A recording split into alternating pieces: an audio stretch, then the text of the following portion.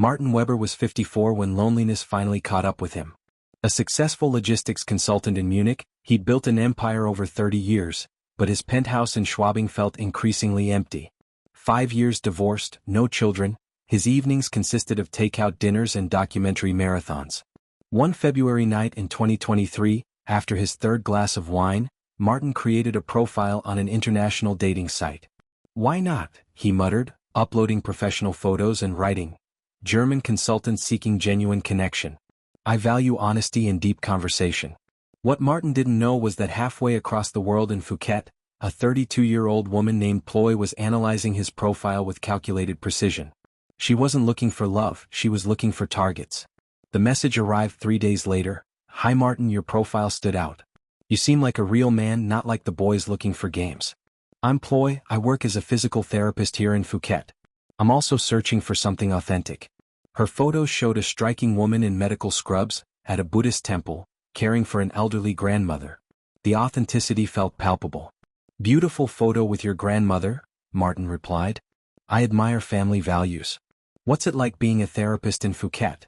The conversation flowed effortlessly. Ploy described her clinic work, difficult patients, the gratitude when she helped someone walk again. She painted Phuket in vivid colors: night markets, the scent of frangipani, monsoon rains on tin roofs. But it was her loneliness that hooked Martin completely. "Sometimes I finish a 12-hour shift with nobody to share my day with," she wrote. "I care for so many people, but who cares for me? Do you understand that feeling?" Martin understood perfectly. "That's exactly how I feel. My business thrives, but at night I realize success doesn't warm a cold bed." After 2 weeks, Ploy suggested video calls. That first Sunday afternoon, Martin's heart pounded like a teenager's. When her face appeared on screen, he was captivated. She spoke charming broken English mixed with German phrases clearly researched to impress him. "Guten Tag, main Schatz," she smiled shyly. The calls became daily. Ploy introduced him virtually to her grandmother, a sweet Thai woman who waved at the camera. She showed photos of her modest apartment, shared humble dreams, owning a small house, maybe opening a clinic for the poor. "You're different from other men I've met online," Ploy said during one late-night conversation. "Most want sexy photos or empty chat. But you listen. You care. I feel like I've known you forever." Martin felt the same. He began revealing things he'd never told anyone: the pain of divorce, the fear of growing old alone, the feeling that professional success meant nothing without someone to share it with. "It's not too late to be happy," Ploy assured him. "You deserve love. You deserve someone who values who you are." After 6 weeks, Martin made his decision. "I'm coming to Phuket. I want to meet you." Ploy seemed reluctant. "But it's so far, so expensive. I don't want you spending money on me." "It's not an expense, it's an investment," Martin replied, already booking flights. "An investment in our future." May 2023. Martin arrived at Phuket Airport sweaty and anxious after 16 hours of travel.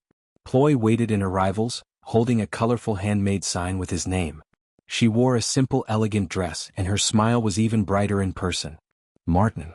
She ran to hug him. The first 3 days were magical.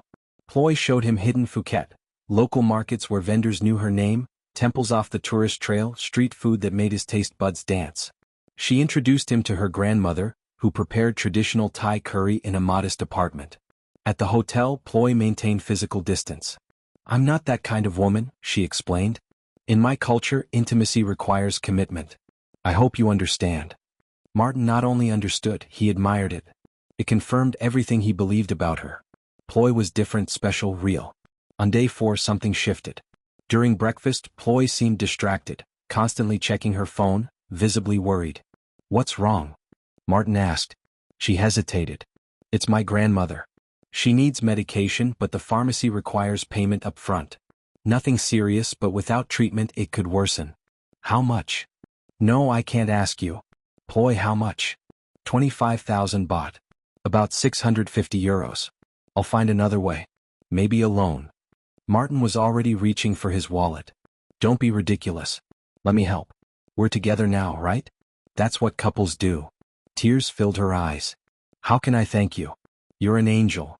She took the money and left quickly, promising to return soon. Martin stayed at the hotel, feeling good about himself. This was what real love meant, helping each other. When Ploy returned, she brought hospital receipts and photos of her grandmother resting after treatment. She hugged Martin gratefully. At the airport goodbye, Ploy cried in his arms. Come back soon. I can't stand being apart. I'll be back very soon, Martin promised. What Martin didn't know was that Ploy had 4 other men waiting for messages, each believing he was the only one. 3 weeks later, Martin was back on a plane. This time for 10 days. He'd prepared a surprise, an engagement ring costing €3,500.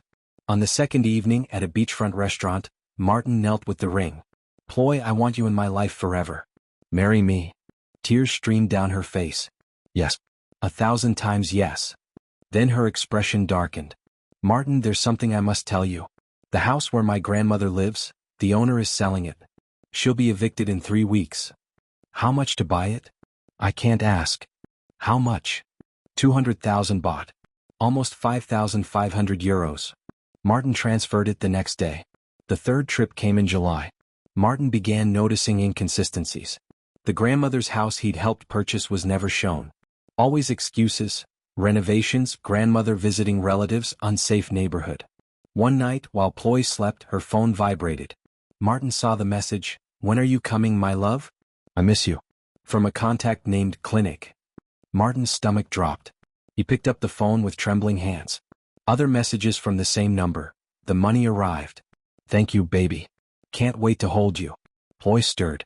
Martin quickly replaced the phone, heart hammering. He spent the night awake, mind racing. At breakfast, Martin tried addressing it gently. Ploy, who is Clinic on your phone? She didn't blink. Oh, my supervisor at the clinic. Why? He calls you love. Ploy laughed, touching his hand. Honey, it's bad auto-translation. In Thai, we use affectionate terms even with colleagues. It's cultural, nothing romantic. She seems so sincere. Martin wanted to believe. Needed to believe. I saw a money transfer mentioned.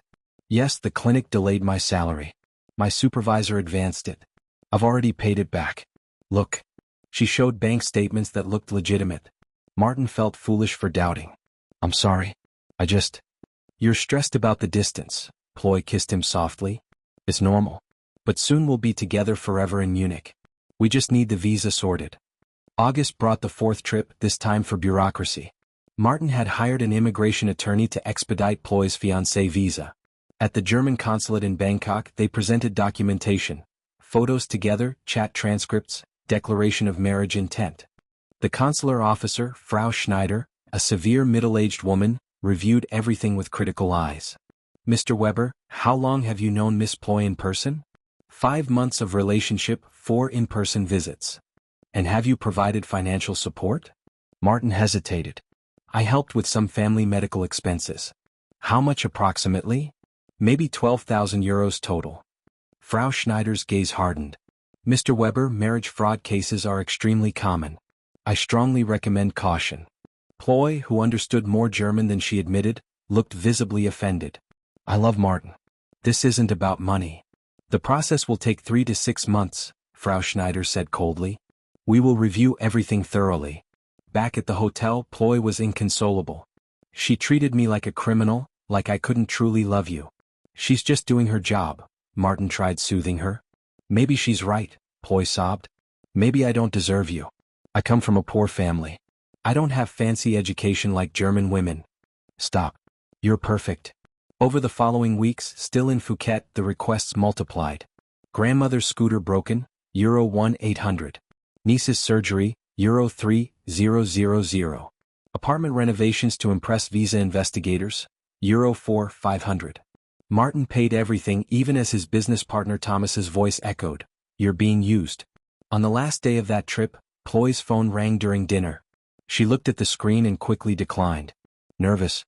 Who was that? Wrong number. It rang again. And again she refused. The third time Martin took the phone and answered. Ploy, darling, why aren't you answering? My flight lands tomorrow. I'm so excited too. The British accented male voice froze when he realized someone else had answered. Ploy snatched the phone, hung up, and began crying hysterically. It's my ex. He's stalking me. He won't accept we're over. Please, Martin, you have to believe me. But something inside Martin had cracked. Back in Munich, Martin couldn't sleep. That man's voice haunted him. My flight lands tomorrow. That wasn't stalker behavior. That was intimacy, planning, expectation. 3 days after returning, Martin sat in a private investigator's office in Maxvorstadt. The man across from him, Heinrich Vogel, was in his 60s with gray hair and tired eyes that had seen too much. "I need someone in Thailand investigated," Martin said, sliding a folder of Ploy's photos across the desk. Vogel flipped through without emotion. "Thai girlfriend?" "Fiancé," Martin corrected, the word bitter. "Of course." Vogel sighed. "You're my fourth German client this month with the same story. I have a partner in Phuket, former local police. He can access information tourists never see. €2,500 up front." Martin signed the contract without negotiating. September. Surprisingly, Ploy insisted on this visit. "I need you here, love. Problems with visa documents. The lawyer needs your signature in person." Martin boarded the plane carrying a second phone provided by Vogel, with discreet recording capability. He'd also arranged signals with Vogel's Thai partner, a man named Somchai, who would shadow him. At Phuket Airport, Ploy looked different. Thinner, dark circles under her eyes, clearly nervous. The hug was mechanical. "Let's go straight to the lawyer's office," she said, avoiding his eyes. The office was a shabby commercial space in a deteriorating building. The lawyer was an overweight middle-aged man who barely spoke English, let alone German. He presented documents Martin immediately recognized as fraudulent.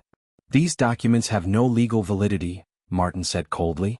"Fake consular stamps, incorrect format, forged signatures." Ploy went pale. The fake lawyer began stammering in Thai. "Enough lies." Martin stood. "I want the truth. Now." Ploy followed him onto the scorching street, desperate. "Martin, wait. I can explain." "Then explain. Who was that man on the phone? Why this fake lawyer? How much of what you told me is true?" She collapsed right there on the sidewalk. "I had debts. Dangerous people. I needed money fast. At first, you were just another target, but then I fell in love for real." "Another target?" Martin's blood ran cold. "How many another targets are there?" Ploy didn't answer. Just cried. Martin's phone vibrated. Text from Vogel. "Check her apartment. Real address attached. Go now." Somchai waited on a corner 3 blocks from Ploy's modest apartment. The real address led to an upscale condominium. Nothing modest about it. "She's not here now," Somchai said in heavily accented English. "She's following you. We have maybe 20 minutes." Somchai had bribed the building manager. They went to the 5th floor. Ploy's apartment was spacious, well-decorated, with central air conditioning. Nothing like the humble photos she'd shown. But what devastated Martin was the office. An entire wall covered with photographs. 6 different men, each with their own section. Martin recognized himself. Dozens of photos, notes about his preferences, conversation transcripts, copies of bank transfers. Next to him, David, 56, London, construction company owner. Sensitive to family stories. £42,000 set. An Australian, Robert, 49, Sydney, recent widower, vulnerable. $58,000 so far. A Frenchman, Philippe, 53, Paris, inheritance. Fragile ego, likes playing hero. €48,000. An American, John, 50, Dallas, divorced oil executive. Traditional values. $67,000. A Swede, Anders, 57, Stockholm, tech CEO. Seeks submissive woman. 520,000 Swedish kronor. Somchai photographed everything rapidly. "This is evidence. Very organized scheme." Martin picked up a notebook. An operations log. Dates, amounts, strategies for each man. A recent entry, Martin becoming suspicious. Increase emotional drama. Maybe fake pregnancy next month. There were also fake passports in different names, documents from shell companies, fraudulent contracts. "We need to leave. She'll return soon," Somchai warned. Martin didn't return to the hotel. He went to a bar, ordered double whiskey and called Thomas in Munich. "You were right," he admitted, voice breaking. "About everything. How much did you lose?" €27,000. Maybe more. "Come home. Today." "I can't. I need to confront her with evidence. I need to hear it from her." At 9 p.m., Martin stood at Ploy's real apartment. He rang the bell. She opened the door, still in earlier clothes, surprised and terrified. "How did you find this place?" she stammered. "Can I come in, or would you rather discuss your 6 fiancés where the neighbors can hear?" She stepped back, letting him enter. Her confidence evaporated. She was a different person, calculating, cornered. 6, Martin repeated, throwing Samkai's photos on the coffee table. 6 men simultaneously, all believing they're special, unique, your savior. Ploy looked at the photos. Something changed in her expression. The vulnerable mask fell away. What remained was cold. So what? She said, lighting a cigarette. Martin had never seen her smoke. You Western men come to Asia seeking young, exotic, submissive women. You want to buy a fantasy. I just sell what you're buying. You lied about everything. Your job, your sick grandmother, your feelings. My grandmother died 6 years ago, she said emotionlessly. I work at this. It's a job. You pay to feel needed, to have someone beautiful beside you, for the illusion of love. I provide the service. This is fraud. Criminal misrepresentation. Ploy shrugged. Prove it. All gifts were voluntary. All conversations you initiated. Technically, I haven't broken any Thai laws. The marriage visa was immigration fraud. That was never completed. No crime committed. She blew smoke toward him. You can go to the police, but they'll laugh. Just another stupid Farang falling in love. Same old story. Martin felt utterly powerless. Why me? Your dating profile screamed loneliness and money. You were the perfect target. Until you started asking too many questions. She stubbed out her cigarette. Now leave my apartment. Be grateful I didn't empty your bank accounts.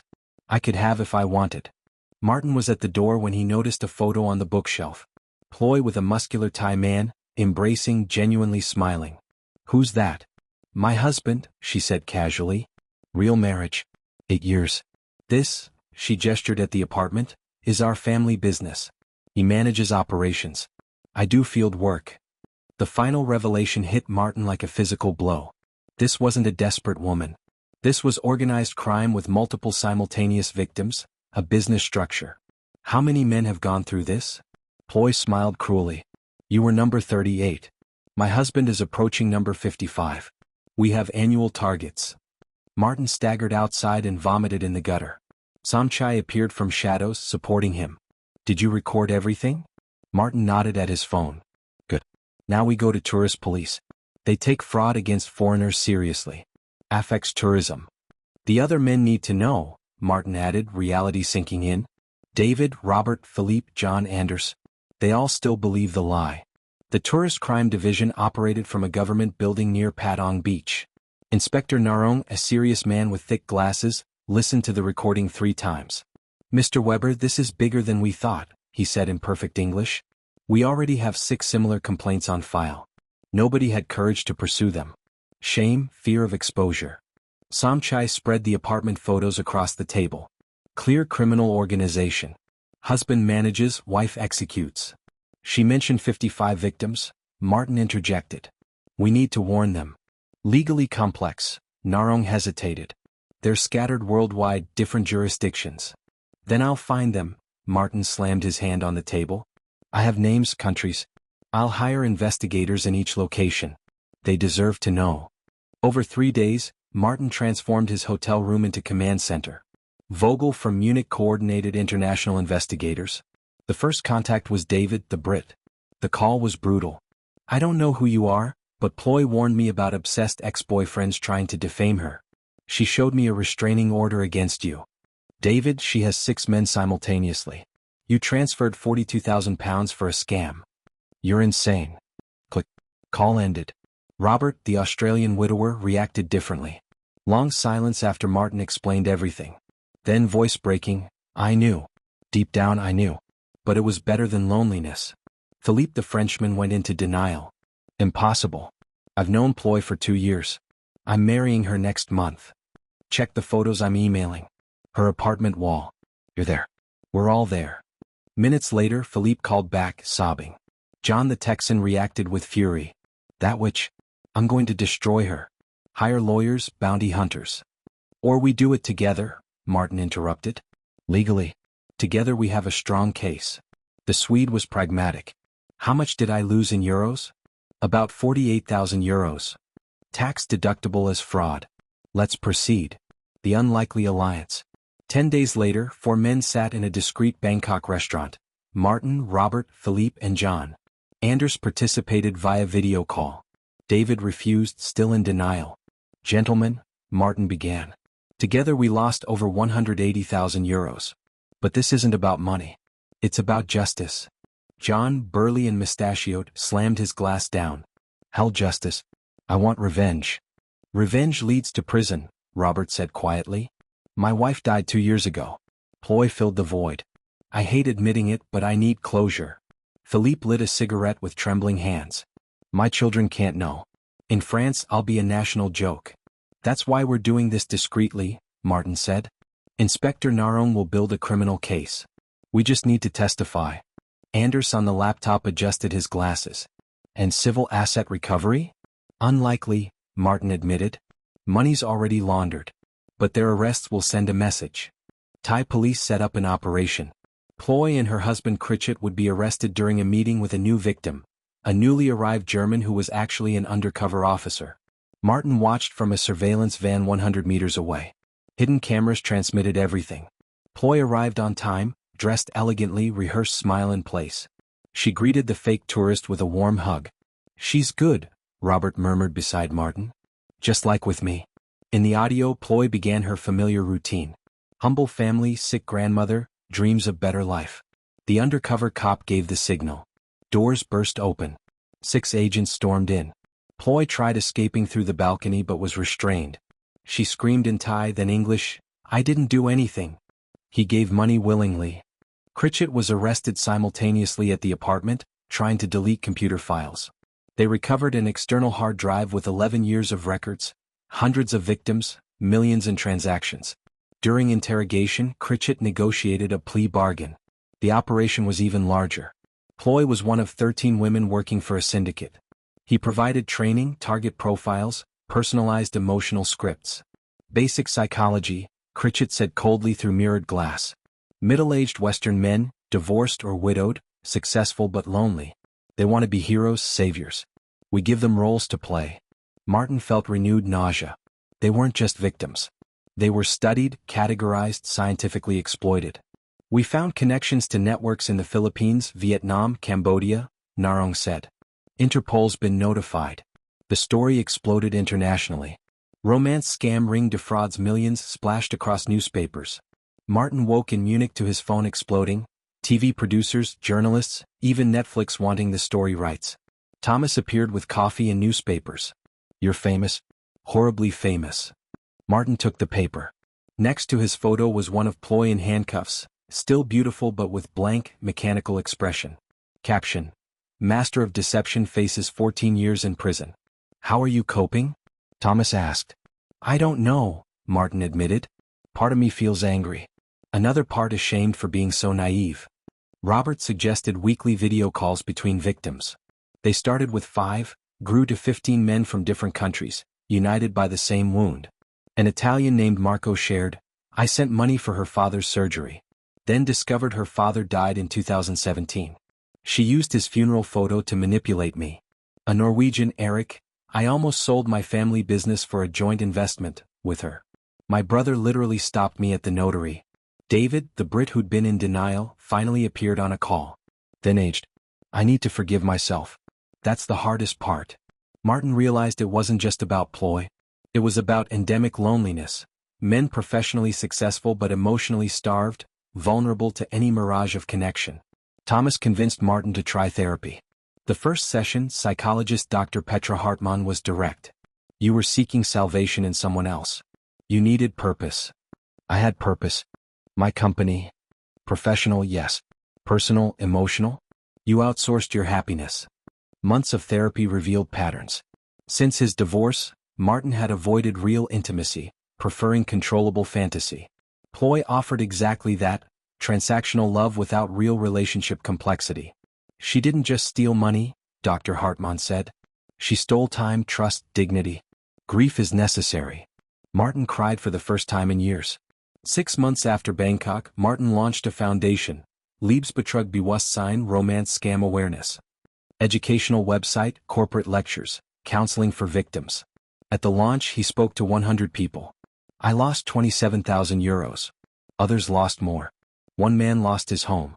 Another lost custody of his children. But we all lost the same thing, faith in human connection. We're here to rebuild it with wisdom. Philippe came from France, Anders from Sweden, John from Texas. Together they transformed trauma into mission. Robert took the stage. We're not fools.